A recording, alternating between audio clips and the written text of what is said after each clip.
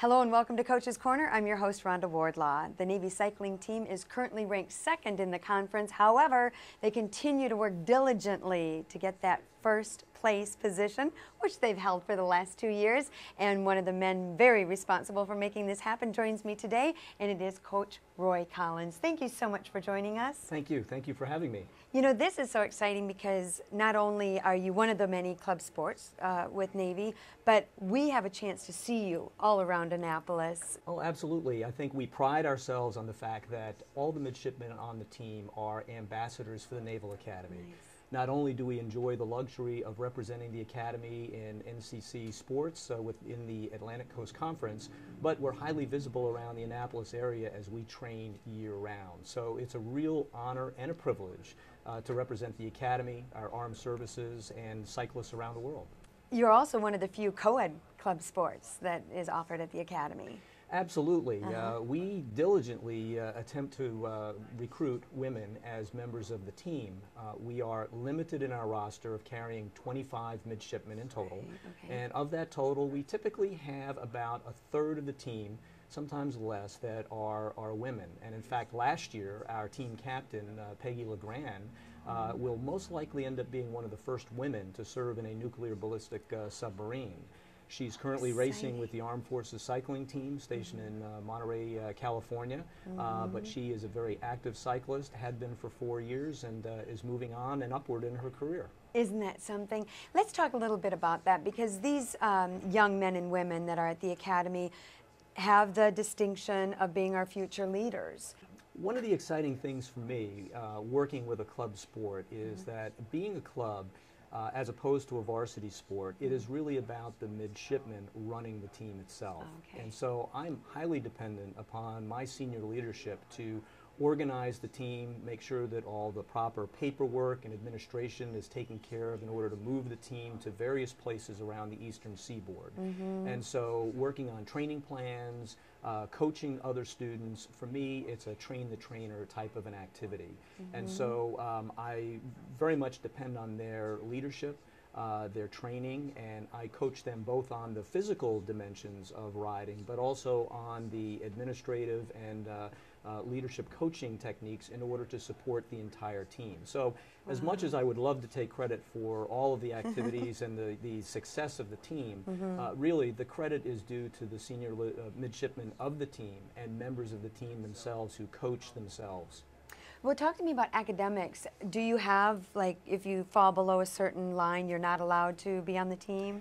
Absolutely. Okay. We fortunately have not had the problem of dismissing any midshipmen because of academics. However, the Academy is very strict about enforcing military training throughout the year, as well as ensuring that students are maintaining a minimal academic credential. And so each time we go off campus for a race or other official activity, all the midshipmen have to seek approval before they're automatically granted the release. And you know, the interesting thing when we talk about academics, the mere fact that these are already at the top of their classes when they come to the Academy. So the ranking of academic high standards is very, very, very high. Absolutely, absolutely. And again, critically important and very exciting for me as well is that there is that strong sense of competition amongst all the midshipmen. So whether it's academics or athletics or other activities in their own lives, they're all striving for perfection. They're all striving for the best. And I think that's a good reflection on our past success, and again, why we hope to capture that coveted first place award this year, keeping our fingers crossed. And you will. I'm not even worried about that. Well, but going back to that, being ranked first for the last 2 years, talk to me about that schedule, because it's grueling.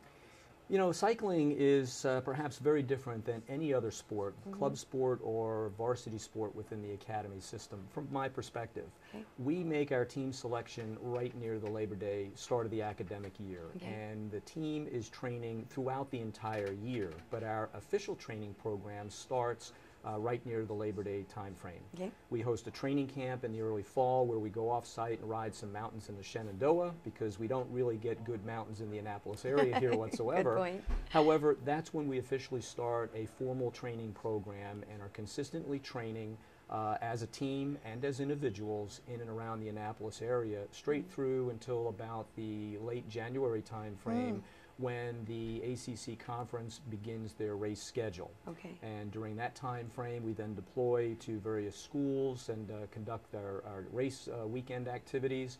Annapolis and the Naval Academy are delighted to host one race during the course of the year, and then our final national championships is in the middle May time frame. So it really is a full year sport that each of these midshipmen are making a commitment to. And you'll be losing 4 of your current riders now, correct? I think 5 this 5 year this will year. actually be graduating and Talk to me moving about on. how that might affect the team.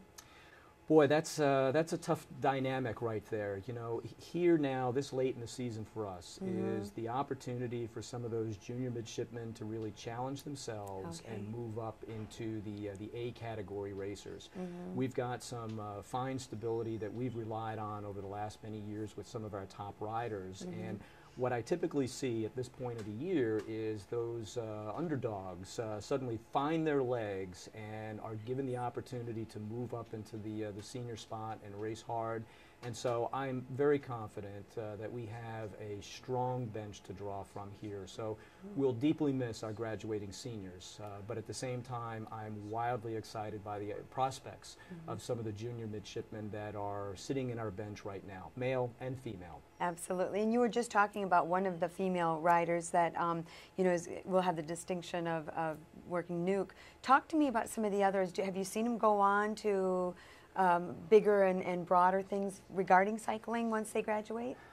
Absolutely. You know, there's something that seems to be fairly consistent with cyclists, and that is that each one of us tend to have a very strong passion for cycling itself. So as an example, this year I'm part of the Armed Forces cycling team that's participating in the annual Race Across America. And we did an international search for participants of our team this year. One of the members that came to our attention was an Ensign Sam Curley, who happened to race with the Naval Academy and me 2 years ago. Okay. So I was somewhat surprised that he had kept up a very high level of training over the last 2 years when, you know, officially right after graduation, you're on a ship at sea. Right. You really don't think you get that much training time in, but he's been able to serve his duty, keep his training up, and now he will be riding with us this coming June for the Race Across America. Well, let's talk a little bit more about that, because that's one of the activities that USNA partners, or the cycling team partners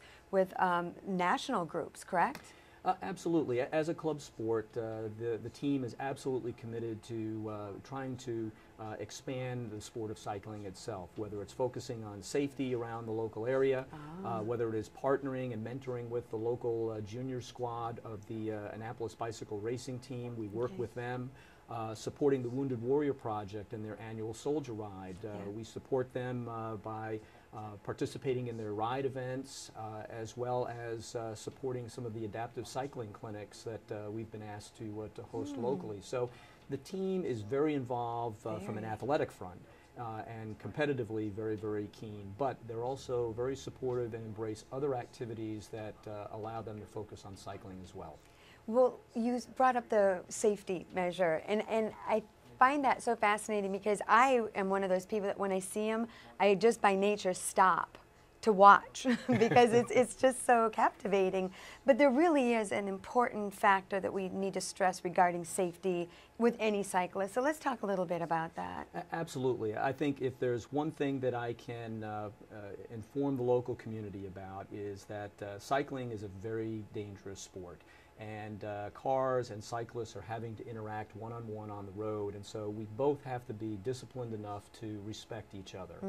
I know that we practice at times when people are coming home from work or very early in the morning when they're going to work, but people should be mindful of cyclists, recognize the law that says give 3 feet of space between you and the riders, and I think as long as we're mindful of that, then we'll operate safely here. But safety is paramount in all of the activities that we're involved with, and I ask the local population to help as much as possible here to support the team in their efforts. Well, let's talk about other ways that we can support. I was on your website and I noticed that you have a booster club.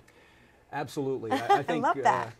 One of the challenges as a club sport is the fact that we don't get quite the budget that the other teams do, and so the midshipmen are having to buy supplies, drive themselves to races, and so we are very dependent upon the boosters. The mastermind behind our boosters and our president at large is a Captain Tom Huff, who back in, I believe, 1987 actually chartered the club and began Navy cycling as we know it today. He's currently stationed down at Pax River Naval Air Station and has been very instrumental in organizing the boosters, the parents, and the alumni to bring support to our current cadre of athletes. And so I push a very strong thank you out to all of our boosters, because without them we would not enjoy the sort of success that we have and appreciate all the food, the support and publicity that they bring to the team. And the food, and the food, and the food. And the food. Anyone who's sponsored a midshipman or has midshipmen in their homes knows it's all about the food. Absolutely. Yeah. When you're practicing, we see you around the street, but you actually practice where? Where does the team normally go? We have formal team practices every Tuesday at Quiet Waters Park. The park is closed. It gives us an opportunity to practice techniques and team drills without having any interference from local traffic. And so that's a very, very nice venue. Beyond that, either individuals or squads of midshipmen in 3 and 4 numbers will go out and ride any number of different scripted rides that we've prepared in the local area here to get them trained. But our training program really emphasizes anywhere from an hour to 2.5 hours per day of cycling or weightlifting type activities to keep them in shape throughout the season. Oh, and again, being a long season, talk about some of the competitors, some pretty tough teams out there that you're going against. Ironically, they're very competitive in Division I ranks of the ACC. The most challenging aspect is that we have a number of graduate students who have enrolled in some of the local colleges, and so what we find is that the key competitors are those cyclists who have advanced through their undergraduate years and have continued to train and improve their conditioning, and that is what our competition is. And so while on the one hand I'm extremely jealous of the fact that they have some top-tier candidates in the graduate ranks who have re-enrolled in college and are eligible to compete, but we like to see seasoned competitors out there that we can nip the heels of, and in many cases we're successful beating. But it's nice to have a competitive mix and know that we're going to be challenged each and every week when we race. Absolutely. And if someone's listening to this now and would either like to become a member of the Booster Club or just maybe find out where you are to perhaps watch some of the practices, how could they get in touch? Certainly. Probably the best thing to do is to connect with our Navy cycling website. And so they could Google Naval Academy Cycling Team. And I think we're the first site that appears on Google. There are contact information for the team captain and myself, and that's the best way to connect with the Navy cycling team. And it's a great website too, because it really does allow some interaction. You have a calendar on there. It does give the various races and locations and you know, and articles, which is always nice to be able to keep up on what's going on with the team throughout the year. Absolutely. Coach, it has been such a pleasure having you on the program, and we want to remind everyone as well that you can go ahead and get to Annapolis.gov and click on Navy Club Sports under local info, and we'll also have all of the race results posted weekly on the cycling team as well. And during the summer months, we'll have information posted as to where you can see them during other events such as the Race Across America. You guys are really not only busy, but I love your interaction with the local community. It's amazing. But thank you.